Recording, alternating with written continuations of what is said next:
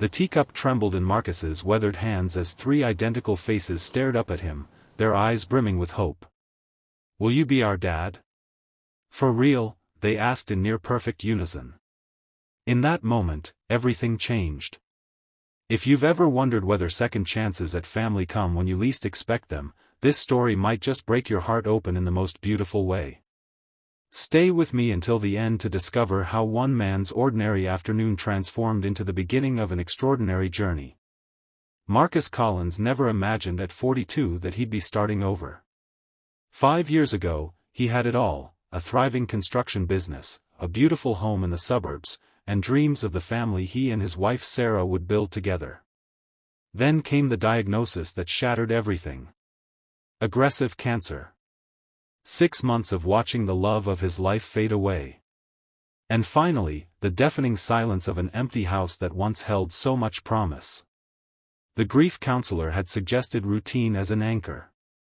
So every afternoon at precisely 4 o'clock, Marcus would brew a pot of Earl Grey, Sarah's favorite, and sit on the back porch, watching the neighborhood children play while he tried to make peace with his solitude. It became his ritual, his way of honoring what might have been while trying to accept what was. 3 houses down lived the Reynolds family, or what remained of it. Melissa Reynolds was raising her 8-year-old triplets alone after Who her wants some husband tea? walked out, claiming Me, he please. never Me signed up for too. this All much right, here you go. responsibility. The triplets, Emma, Ellie, and Ethan, were known throughout the neighborhood for their boundless energy and uncanny ability to finish each other's sentences. Marcus had exchanged polite nods with Melissa during community events but had otherwise kept to himself, his grief a wall between him and the world.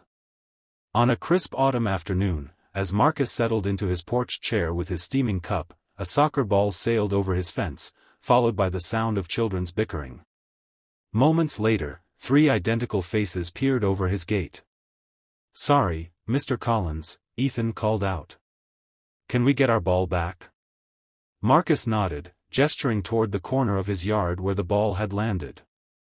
The gate creaked open, and the triplets entered cautiously, like explorers in uncharted territory. "You always drink tea by yourself?" Emma asked, her directness catching Marcus off guard. "Emma," Ellie whispered loudly. "Mom says we shouldn't ask personal questions." Marcus found himself smiling, the first genuine smile in what felt like years. "It's okay. Yes, I do drink tea by myself. Every day at 4. "That's sad," Emma declared, retrieving their ball but making no There move to you go, leave. my dear. Thank you, Is it? Grandpa. And me. Marcus Of asked, course. Here genuinely we are. curious about her perspective. "Mom says tea is for sharing," Ethan explained, shifting from one foot to the other. "She says the best conversations happen over tea." Something about their innocent observations pierced through Marcus's carefully constructed shell. "Your mom sounds wise." "She is," Ellie agreed solemnly. "But she's also really tired all the time." The conversation might have ended there, should have ended there, with the children taking their ball and returning to their game. Instead, Emma, ever the bold one, asked, "Do you have more cups? We could have tea with you. So you're not sad?" Before Marcus could formulate a response, the triplets had already decided for him. They marched up to his porch, settled into the empty chairs around his small table, and looked at him expectantly. "We don't have a dad anymore," Ethan announced matter-of-factly. He didn't want to be one. "Ethan," both sisters scolded simultaneously. "Well, it's true," he defended himself. "Mom said we should always tell the truth." Marcus felt a knot form in his throat. "I don't have any children," he admitted. "My wife and I, we wanted them, but then she got sick." The triplets absorbed this information with the straightforward acceptance that only children can manage. "So you're alone and we don't have a dad," Emma summarized. "That's a problem that could fix itself." Marcus chuckled despite himself. "It's not quite that simple." "Why not?" Ellie challenged. "Grown-ups always make things complicated." For the first time in years, Marcus found himself truly engaged in a conversation. He went inside and returned with 3 more cups, pouring a small amount of tea into each. The triplets wrinkled their noses at the taste but seemed pleased with the ritual of it all. That afternoon stretched into evening as Marcus found himself answering endless questions about construction, his favorite foods, whether he knew how to help with math homework, and if he thought dragons could theoretically exist. When Melissa appeared at his gate, frantic with worry, the triplets proudly introduced her to their new friend. "I'm so sorry," Melissa apologized, embarrassment coloring her cheeks. "They know better than to bother the neighbors." "They weren't bothering me," Marcus assured her, surprised to realize he meant it. "They've been good company." Something passed between the two adults, a recognition, perhaps, of shared struggles. Melissa's exhaustion was evident in the dark circles under her eyes and the slight slump of her shoulders. Marcus remembered what the triplets had said about her being tired all the time. "Would you like to join us for dinner?" Are you ready? He found himself asking. Yes, what is it? Oh, it's beautiful. I was wow, going to order so pizza. cool. The invitation surprised him as much as it did Melissa. But the children's enthusiastic cheers made it impossible for her to decline gracefully. That evening marked the beginning of a tentative friendship. Marcus learned that Melissa worked 2 jobs to keep the family afloat, teaching elementary school by day and doing online transcription work late into the night. The triplets, despite their boundless energy, were remarkably self-sufficient, having adapted to a life where their mother was stretched impossibly thin. Over the following weeks, Marcus found himself drawn into their chaotic world. It started small, offering to drive the kids to soccer practice when Melissa's car broke down, then helping Ethan with a science project about building structures. Before long, he was a regular fixture at their dinner table, bringing groceries that would just go bad otherwise, and fixing things around their house that had been neglected for too long. For the first time since Sarah's death, Marcus felt the fog of grief lifting. The triplets' constant chatter filled a silence he hadn't realized was suffocating him. Their problems, homework struggles, playground politics, the injustice of bedtimes, gave him perspective and purpose. And watching Melissa's quiet strength as she juggled everything alone awakened something in him he thought had died Ready? with 1, Sarah: 2, 3. admiration, Yay, it's a big respect, fort! and eventually, Perfect. something Great job, deeper. team. 3 months after the soccer ball incident, Marcus was helping the triplets build a fort in their living room while Melissa graded papers at the kitchen table. Emma, always the most perceptive, crawled out from under a blanket and sat beside him. "Do you like us?" she asked bluntly. "Of course I do," Marcus replied, surprised by the question. "Do you like Mom too?" Marcus felt his face grow warm. He glanced toward the kitchen, relieved to see Melissa absorbed in her work. "Your mom is an amazing person," he answered carefully. Emma nodded, satisfied. "That's what I thought." She returned to the fort, whispering intensely with her siblings.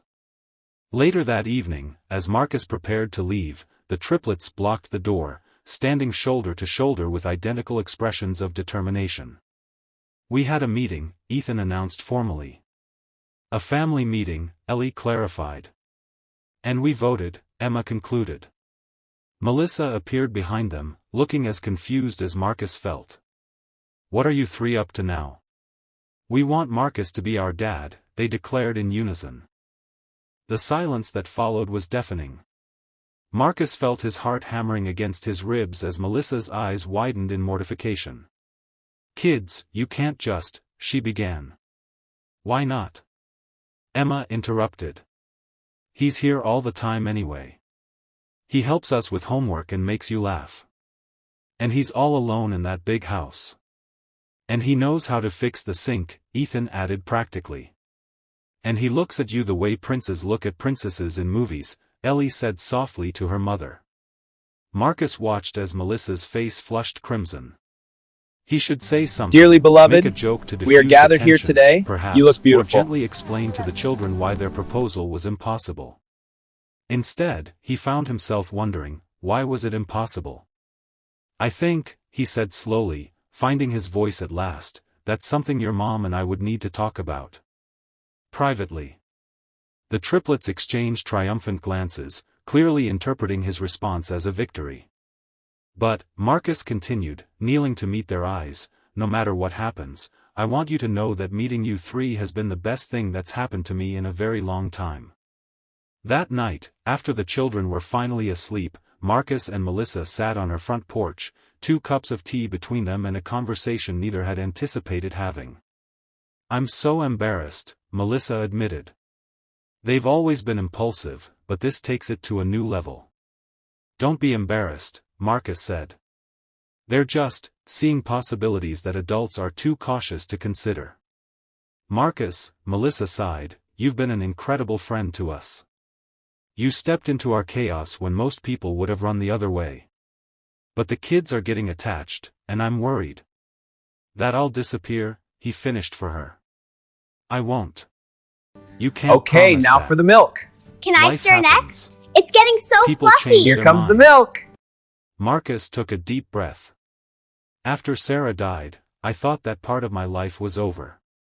The family we planned, the future we dreamed about, it all died with her. I built walls around myself because it seemed safer than risking that kind of loss again."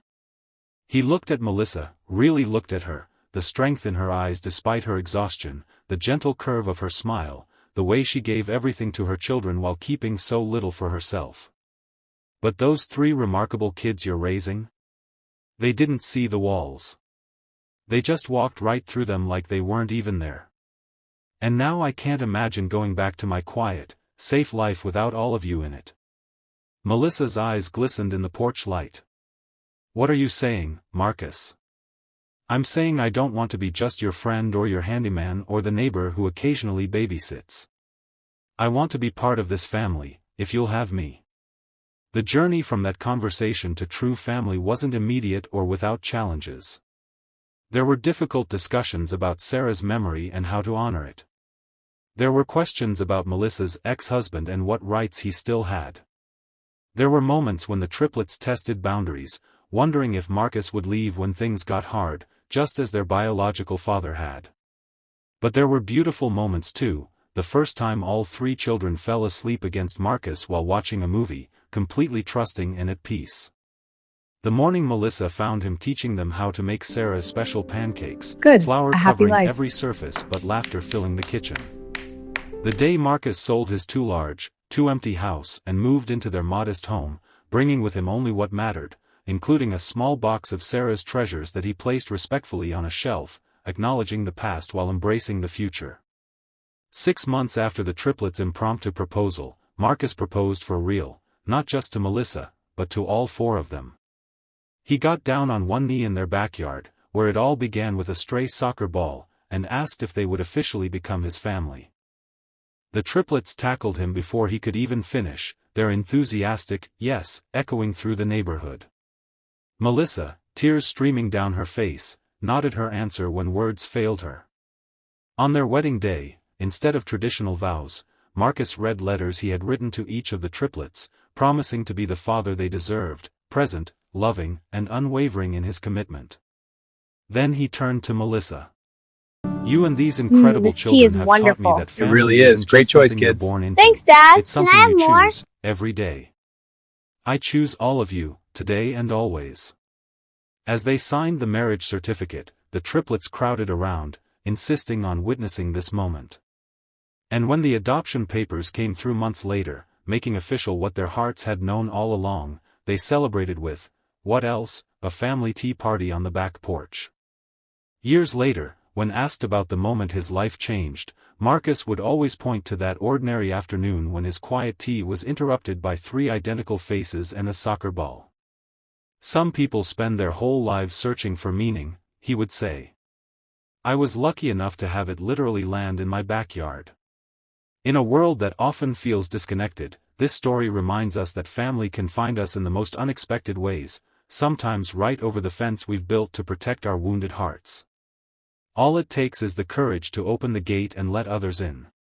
If this story touched your heart, please consider giving it a like and subscribing to the channel for more stories that celebrate the beautiful complexity of modern families and the courage it takes to begin again. Remember, sometimes the most profound changes in our lives begin with something as simple as sharing a cup of tea.